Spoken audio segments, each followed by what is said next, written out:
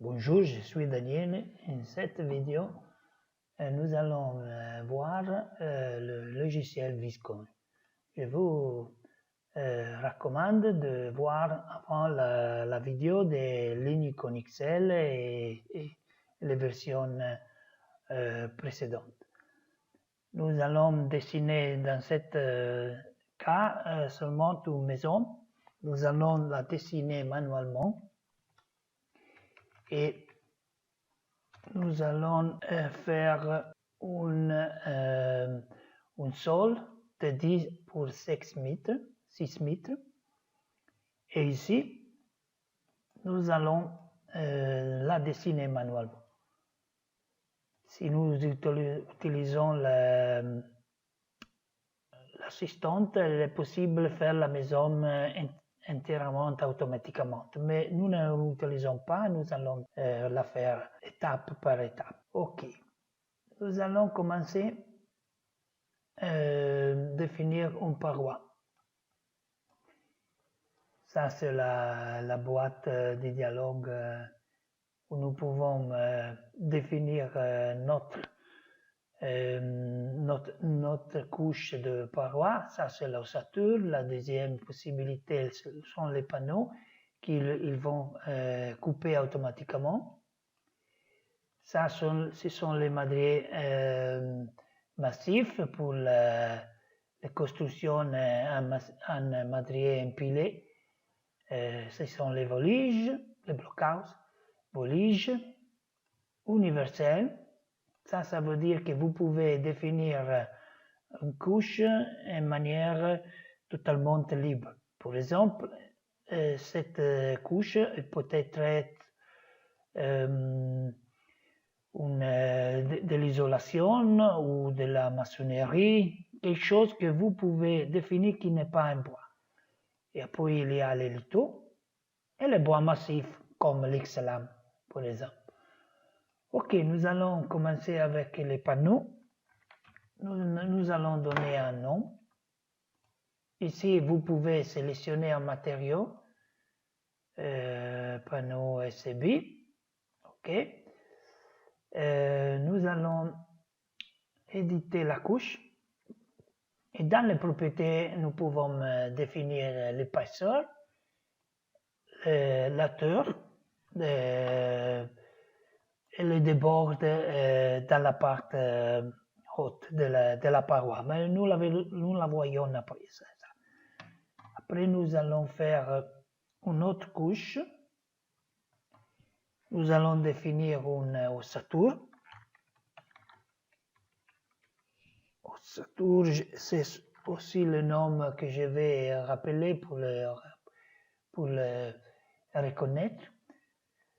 Et ici, dans la boîte de dialogue, dans les propriétés, nous pouvons sélectionner les dimensions, ce sont les montants.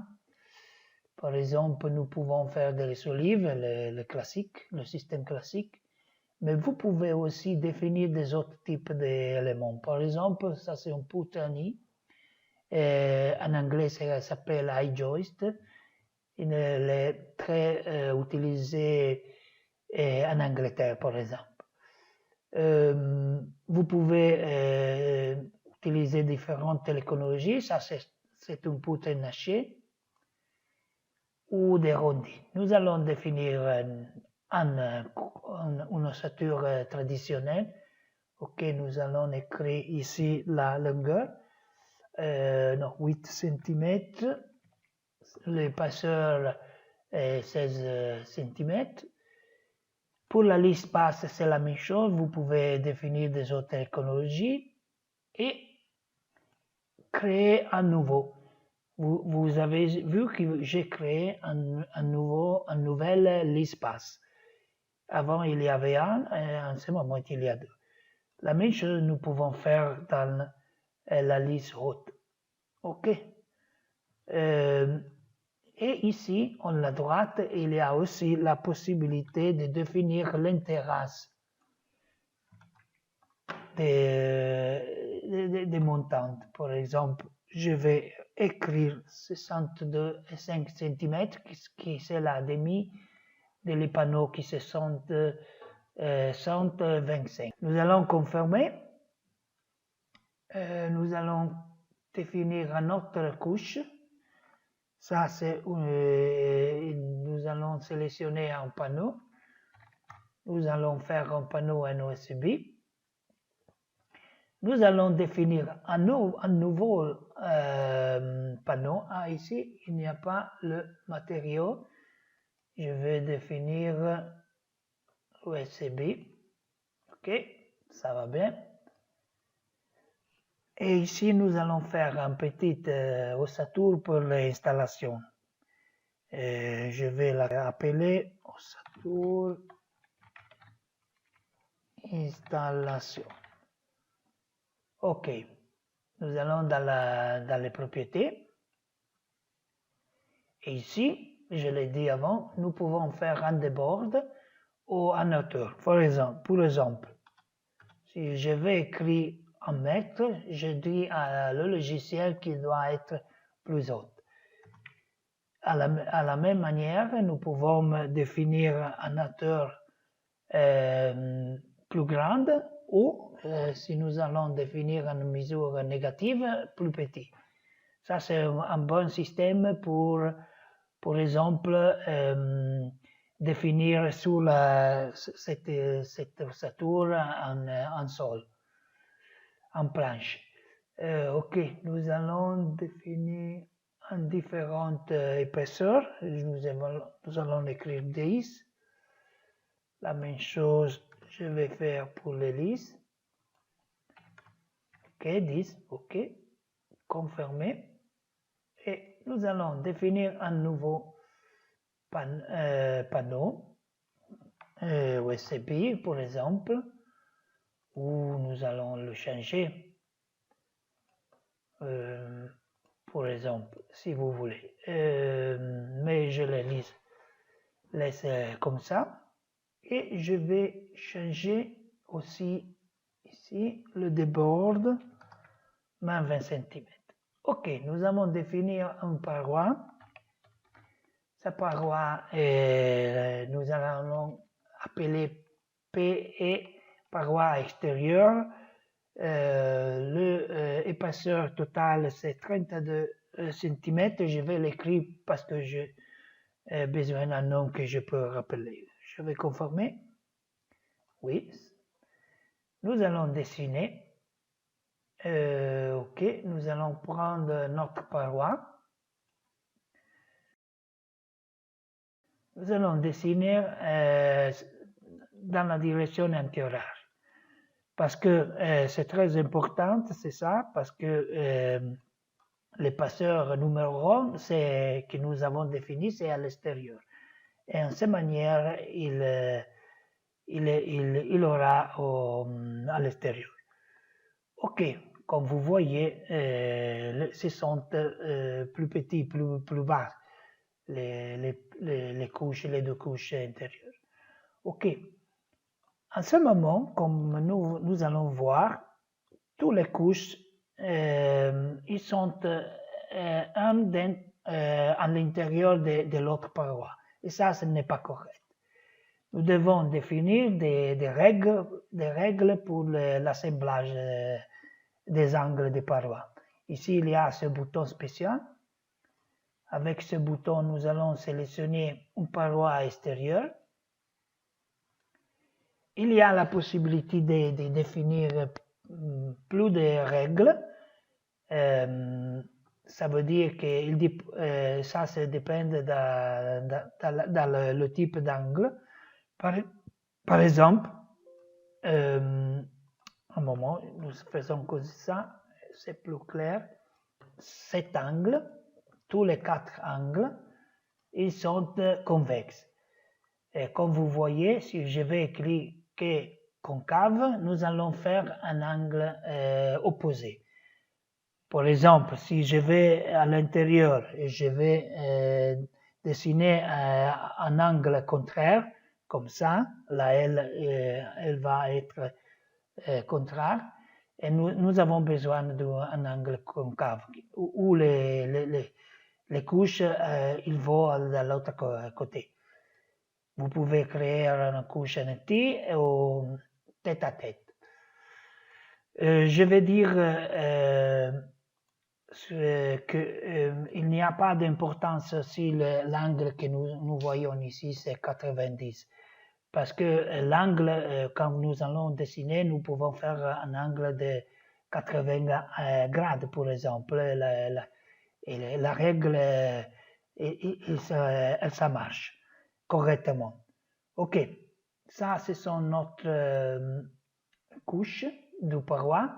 Nous avons sélectionné la couche qui est rouge en ce moment. Et nous allons, la couche numéro 1, et nous allons dire que cette couche doit aller aux couches numéro 1 de l'appareil opposé. Dans l'appareil opposé, nous allons faire la même chose. Tu vas au paroi numéro 1, ça c'est le signifié. Et avec sa boîte, nous allons sélectionner sa boîte. Et ici, nous allons dire que cette couche doit aller à l'extérieur.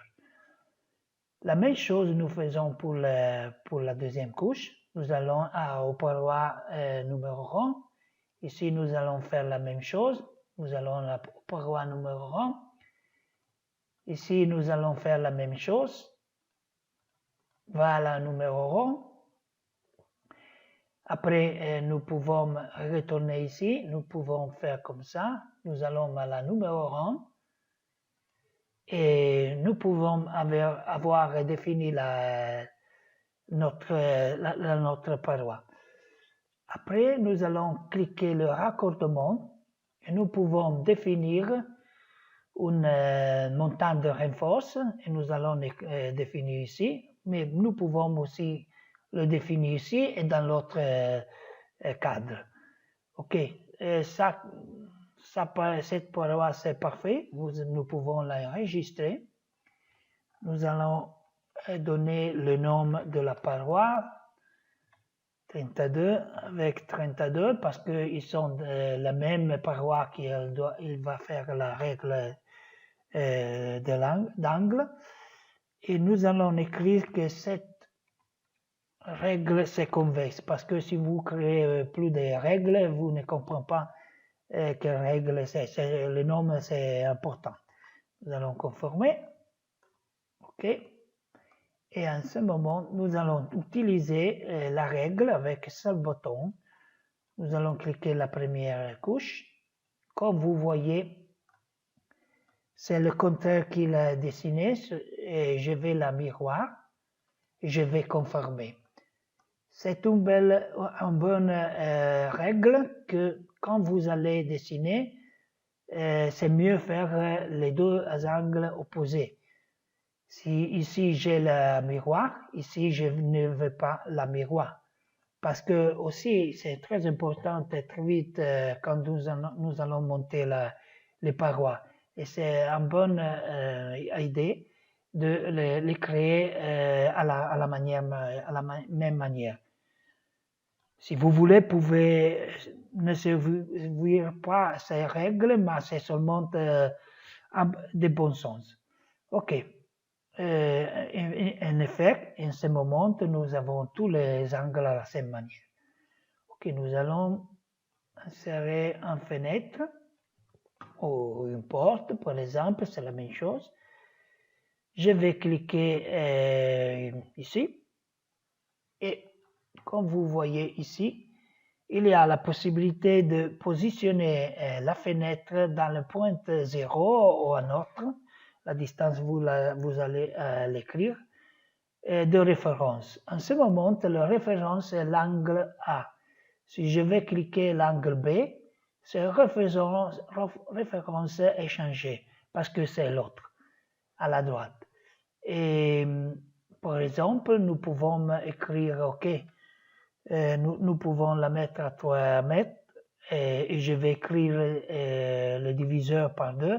Ça, c'est seulement pour voir que nous pouvons faire des calculs dans le logiciel. La référence en ce moment, c'est la gauche. Nous pouvons écrire, sélectionner le milieu ou la droite. OK. Et en ce moment, c'est dans le centre. et nous allons conformer. Bien, nous avons besoin d'une toiture. Je vais masquer toutes les couches et nous allons définir la toiture très rapidement avec les deux pannes opposées. Je vous rappelle de voir la vidéo de Linicon XL pour voir les autres fonctionnalités que nous n'allons pas voir en ces vidéos. Ok, nous avons défini les deux pannes opposées et ici nous allons définir un débord de pignon et aussi dans le côté opposé. Ok, nous allons dans les propriétés. Ici, nous pouvons aller dans la panne sablier. Non, ça, ce sont les entrées. Juste pour voir mieux. Je vais la copier. OK. Ça, ce sont les pannes intermédiaires que je vais masquer. Nous n'avons pas le besoin. Je vais masquer aussi l'autre côté. Désélectionner, non masquer. Nous allons désélectionner les entrées. Nous allons dans la panne. Et ça, c'est important, qu'est-ce que nous allons en train de faire. Et ici, nous donnons une distance de la côté, de l'extérieur de le sol, de 2 cm, parce que notre panneau en USB, c'est de 2 cm. OK. Ici, nous allons définir une hauteur d'appui de 2 mètres, 2 mètres et 15. 2 mètres 15. Okay. Je vais écrire quelque chose de différent que nous allons rappeler. Je vais la copier dans la panne opposée et nous allons dans la panne fêtier. Ici, je voudrais faire un travail, un usinage et c'est pour cette raison que je vais la couper à notre. Ok, nous allons conformer.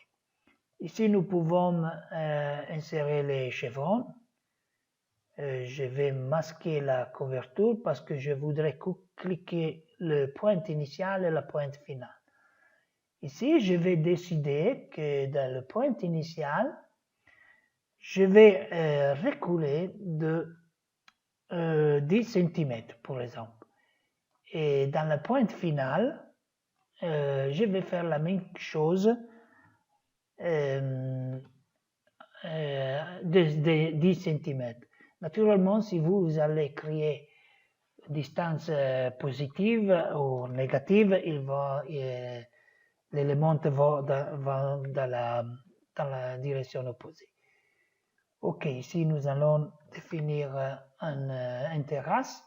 Il y a 15 chevrons, nous pouvons dire de faire 14 pour voir, c'est 82, c'est mieux 15. Ok, nous allons confirmer. Nous allons confirmer et copier dans la panne opposée et nous allons activer toutes les couches que nous avons masquées avant. Ici, dans les parois, il y a un bouton pour changer tous les hauteurs des parois. Nous allons définir toutes les parois avec cette sélection, cette option. Nous avons confirmé. Je vais confirmer de couper toutes les couches à la même manière. Et nous l'utilisons en manière automatique. Comme vous voyez, les couches ont été coupées. Avec ces boutons, nous pouvons définir automatiquement la création de la charpente. En ce cas, la charpente, l'ossature, les panneaux et tout le reste. Et avec ces boutons, nous pouvons masquer les parois. Mais si nous allons cliquer avec le bouton droit de souris, nous pouvons aller dans les propriétés de visualisation. Et ici, nous allons masquer la première couche. Et comme vous voyez, nous avons un problème ici. Le problème c'est que la pente sablier, c'est trop bas. Ou au contraire, l'ossature, c'est trop haute. Nous devons changer quelque chose. Nous allons changer l'ossature. Je vais sélectionner de changer seulement une paroi par fois. Je vais cliquer ici, et la paroi. Nous allons masquer, désélectionner de changer toutes les couches. Nous allons désélectionner toutes les couches et nous allons changer seulement la couche numéro 2. Et avec ce bouton, nous allons cliquer la partie bas de la pente sablée qui est 2,15 m. Nous allons confirmer et seulement le premier, le deuxième couche a été changé. Nous faisons la même chose ici.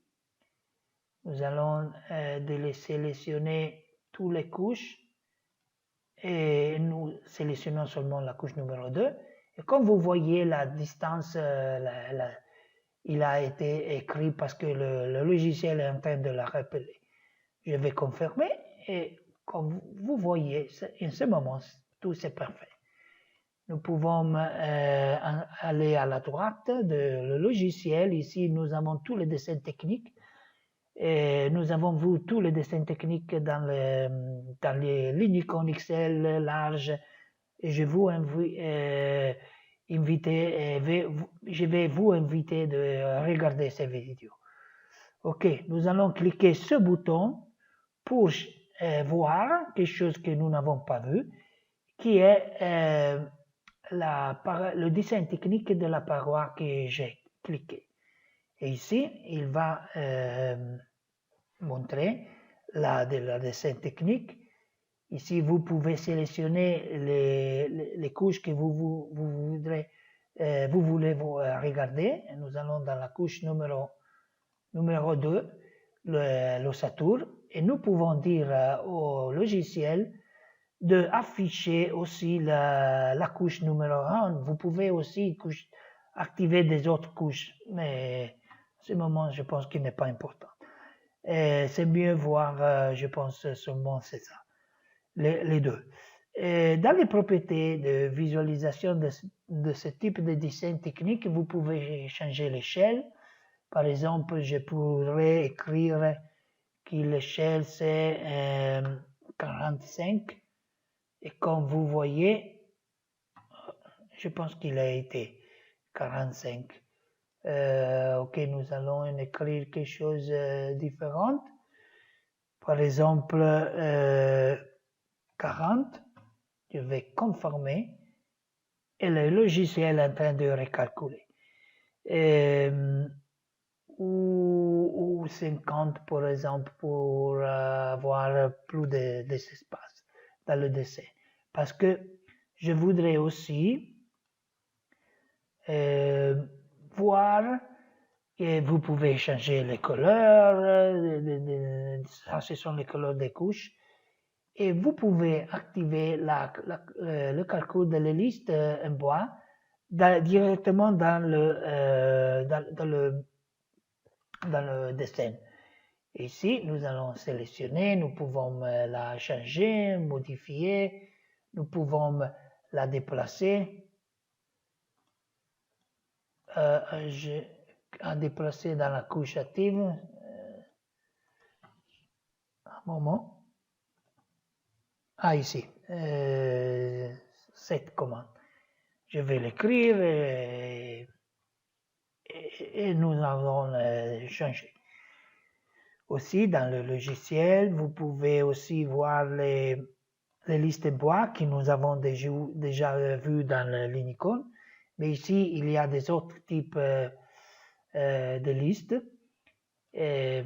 Par exemple, il y a les listes des parois. Nous avons dessiné une construction en bois et nous pouvons, par exemple, voir la liste de parois en bois. un moment, le logiciel est en train de calculer la liste Charpentier que j'ai été laissé activer. La liste Charpentier, c'est exactement ce que nous sommes en train de voir. Le projet fini. Il y a aussi la liste de HRI avec l'optimisation, etc. Mais je dis que nous allons voir activer des autres vues et nous devons insérer des autres listes ici, ajouter des autres listes. La liste de l'ossature des parois, par exemple, et la liste des surfaces de parois individuelles.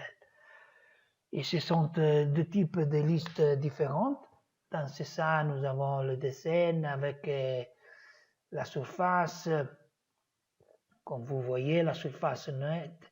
Ça, c'est l'ossature. Et ici, nous avons aussi les calculs de l'isolation dans l'ossature de cette paroi. Ok, nous avons un autre type de calcul, les fenêtres par exemple.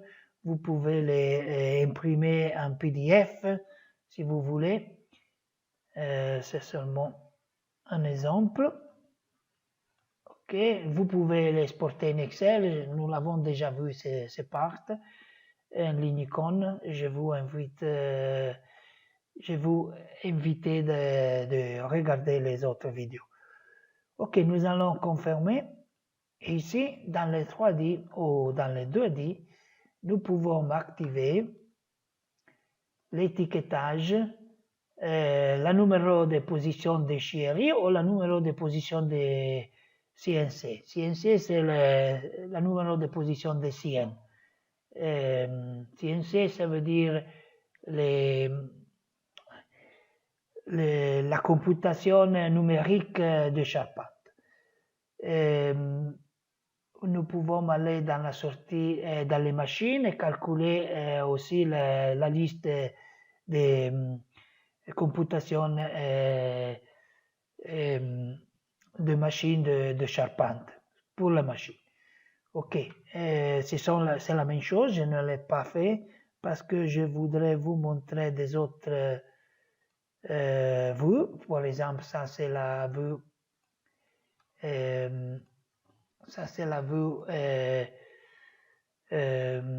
un plan. Ici, je vais cliquer de voir tous les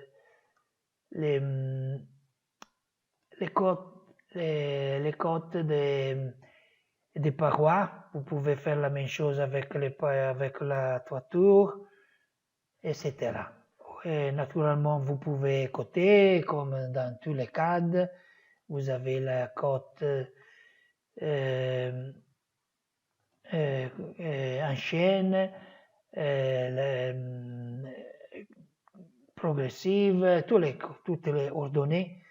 Ok, nous allons voir des autres choses très vitement. Je vais cliquer ici. Ça, c'est le nom de la panne, où est-ce qu'il est, les dimensions. Vous pouvez avoir toutes les fonctionnalités si vous voulez. Nous allons définir en perspective. Dans cette perspective, vous pouvez bien sûr coter. Ça, c'est un côté traditionnel. Mais je n'ai pas cliqué correctement. Je vais annuler. Que je vais cliquer ici. Ça, c'est correct.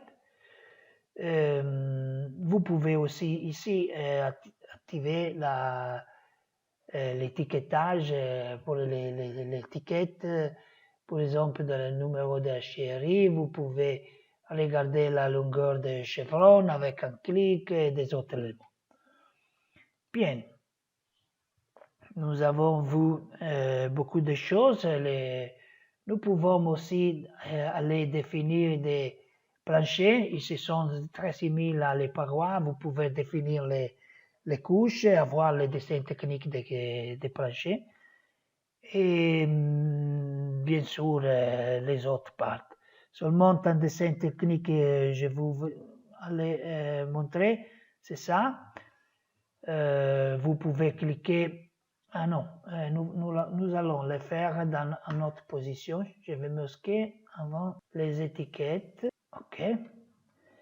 Et ici, nous allons faire des codes à rondes. Je vais masquer les parois parce que j'ai besoin de voir seulement c'est ça. Pour la sélection, je vais cliquer avec la sélection multiple, tout l'élément sous cette ligne 3D. Et comme vous voyez, nous avons cliqué la partie intérieure, la côté de la pince de fêtage et nous avons fait la queue de ronde. Ici, nous allons faire la même chose. Nous allons cliquer la face ou faire la queue de ronde et c'est ça. Bien. Si vous allez cliquer ce bouton sur chaque élément, vous avez obtenu un dessin technique de cet élément. Il y a aussi la partie métallique que nous n'avons pas vue. Je voudrais seulement dire que vous pouvez faire des poutres naturellement. Par exemple, je vais faire... les poutres, il y a dans la vidéo de l'Unicon XL, vous allez voir, c'est ça.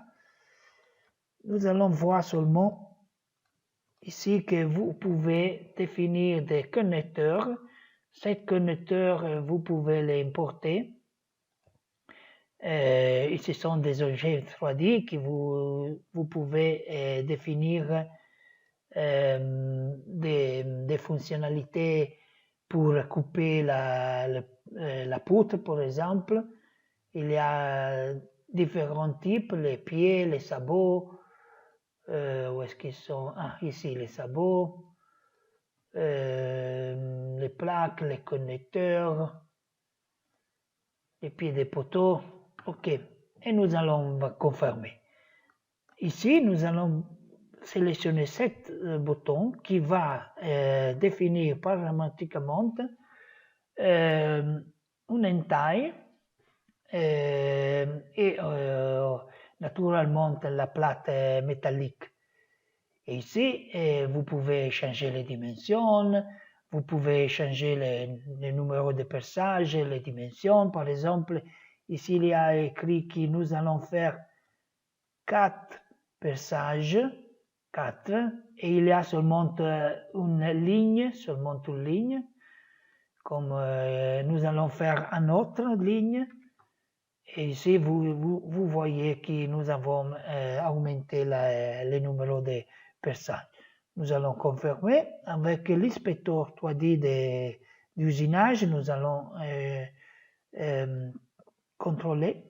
Et comme vous voyez, nous voyons le travail. Ici, ça c'est l'entaille. Et ce sont l'usinage que la machine il va lire, il va utiliser pour couper. Le logiciel peut travailler avec toutes les machines, les Dagger, avec le nouveau système, le nouveau. Nous pouvons dire le nouveau, mais quelqu'un qui est là, il y a le système Cambium, le vieux système BVX, BVN, BVX c'est le nouveau. Nous pouvons aussi supporter les panneaux.